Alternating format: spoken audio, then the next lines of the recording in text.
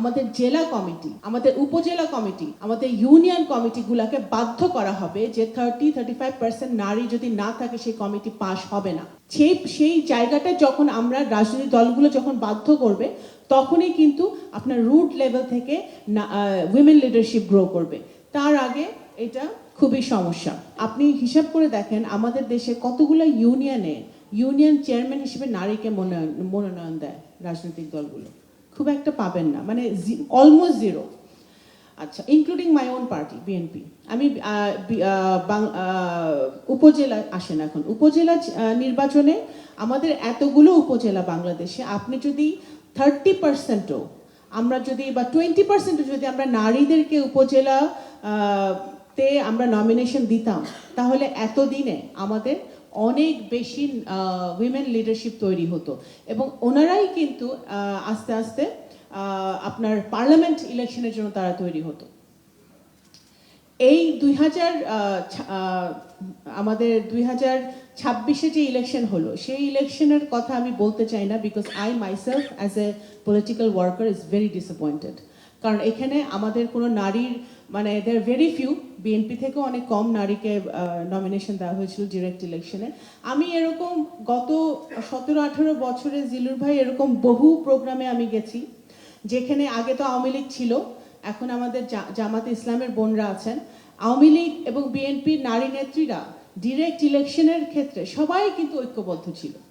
বিভিন্ন প্রোগ্রামে আমি গেছি এবং এভরিবডি ওয়ান্টেড যে এই যে ইলেকশন কমিশন কর্তৃক যে প্রদত্ত যে ইয়েটা আরপিওটা, এইটা পলিটিক্যাল পার্টিগুলো ফলো করুন। এবং আমি ওভার অ্যান্ড ওভার এগেন, আমি এই নির্বাচনের আগেও আমি বলেছি, বহু প্রোগ্রামে আমি বলেছি, আনলেস অ্যান্ড আনটিল রাজনৈতিক দলগুলোর মনস্তাত্ত্বিক পরিবর্তন হচ্ছে, সেই না হওয়া পর্যন্ত এই সমস্যার সমাধান হবে না। আমাদের পলিটিক্যাল পার্টিগুলোর কনসিয়াসলি বুঝতে হবে যে আপনার যেখানে, বিশেষ করে বাংলাদেশে যেখানে আমাদের অর্ধেক পপুলেশন নারী, সেখানে বাংলাদেশের কোনো উন্নয়ন, when you talk about development, no development is possible without when you leave behind this 50%. কোনো ডেভেলপমেন্ট সম্ভব না। তো সেই জায়গাটা থেকে নগদ নিয়ে এলো হার না মানা হার অফার। সর্বনিম্ন 10,000 টাকা রেমিটেন্স নগদে পাঠালে থাকছে স্বর্ণের হার জেতার সুযোগ।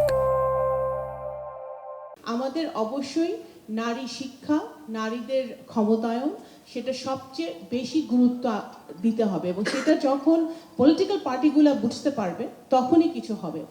আমাদের যখন আপনি দেখবেন একটা সিটে 300টা সিট, তো একটা সিটে যখন যদি তিনজন ক্যান্ডিডেট থাকেন এবং একজন নারী থাকেন, কখনোই রাজনৈতিক দলগুলো নারীর দিকে তাকাবে না, সব সময় পুরুষটাকে নমিনেশন দিবে।